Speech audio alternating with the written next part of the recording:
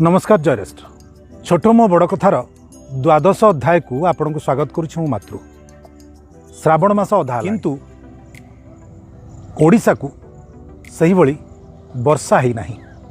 यह आम मानकर दुर्भाग्य एवं सौभाग्य मध्य। दुर्भाग्य एथिपाई वर्षा नथिबारु कार्य आरंभ होई पार नाही।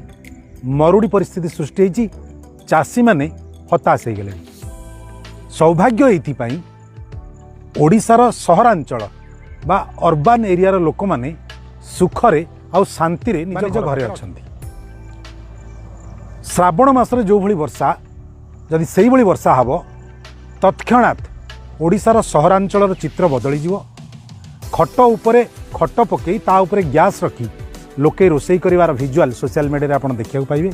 यह व्यतीत गाड़ी भासी जाउछ, ग्यारेज रे पानी पशिगला, घरे पानी पशि जाइछि, लोक माने झाड़ा परिस्रा जाई पारु नाहंती, पानीय जल पाउ नाहंती, गछ उपुड़ी गलानी, केही गछ उपरे जाई बसिछि, केही सरकार को दायी कलानी, केही लोकों को गाली कलानी, प्रशासन स्थानीय लोकों को उपरे विरक्त हलानी।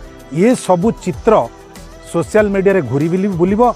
आमे माने जो माने सहर रे नाहंती से माने दुख प्रकाश करिया एवं से माने दुख रे समदुखी होबा एवं सामाजिक गणमाध्यम रे निजर प्रतिक्रिया रखी कर्तव्य सारीदबा।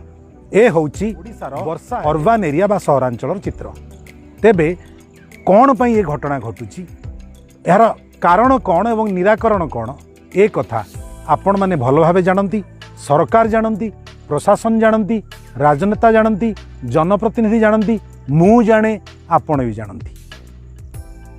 तीनोटी प्रमुख कारण अर्बान फ्लड बा सहरांचल बन्या पई दायी।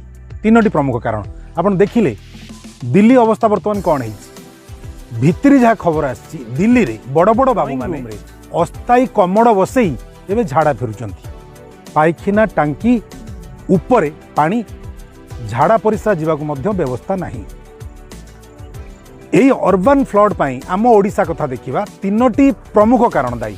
कारण एक, शह शह वर्ष धरी वर्षा जल निष्कासन पाई थिबा प्राकृतिक पथ रो अवरोध आमे माने करचंती।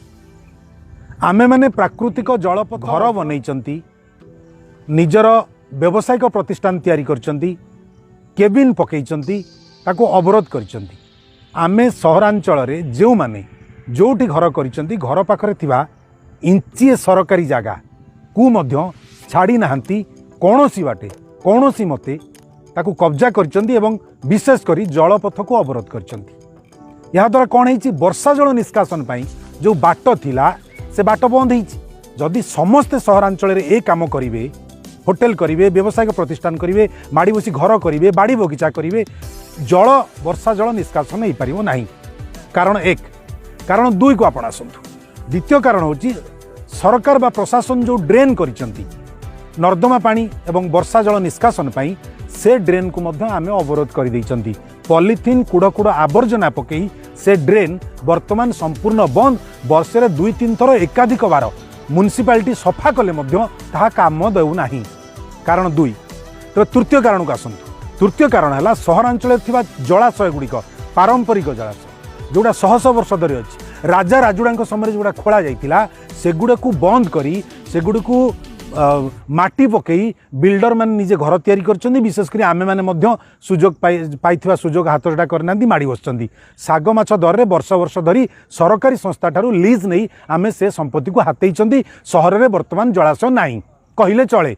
जे कोनसी बाटे आईन अछि जलाशय पोता ही पारिबोनी, किंतु आमे से आईन की दली मकजी केमिति कोन हो आमे जलाशय नै जाइचन्ती। एई तीनोटी प्रमुख कारण व्यतीत मो दृष्टि रे आउ कौन चतुर्थ कारण नहीं जोटा कि सहरांचल रे बन्या सृष्टि कर कौन। ए तीनोटी जिनस आईन अच्छी, किंतु जना पड़ुची आईन एते कठोर नुहे बोली, आईन एते कड़ाकड़ी नुहे बोली आमे माने ताकू फांकी बा विभिन्न एजेंसी, विभिन्न संस्था, विभिन्न व्यावसायिक अनुष्ठान से आईन की फांकी निज काम जारी रखिछन्ती। फल वर्षा आसिले परिस्थिति अनायत होउची। कौन करा जाय परिबो? दुई जनक भूमिका रही, सरकार भूमिका, जनसाधारण भूमिका। जनसाधारण सरकार दोष केवल दे पारिबेनी, स्थानीय प्रशासन म्युनिसिपालिटी केवल जनसाधारण दोष दे पारिबे नाही।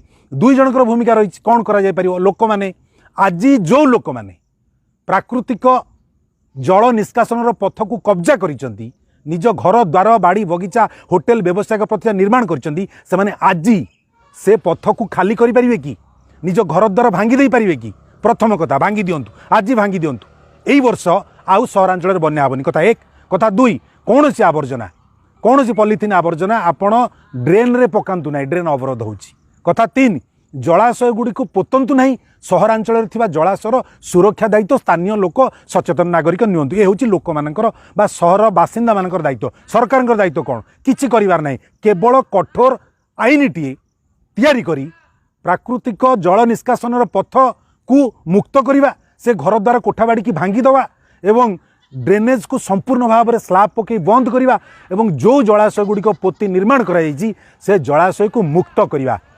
सरकार प्रशासन बा म्युनिसिपालिटी साधारण जनता जदि यही भली निज निज दायित्व और कर्तव्य बांटी देवे परस्पर भितर ग्यारंटी दि जाउची सहरांचल रे आउ बन्या हेबो नहीं कि सहरवासी करुण चित्र वर्षा दिने देखी आमे आहा चू चू कहवा नहीं करि पारिबा कि जदि करि पारिबा आज निष्पत्ति नियंतु आज कार्यकारी करंतु काली की समस्या नथिबो। वीडियो भल लागथिले शेयर करने को भूलिबेनी।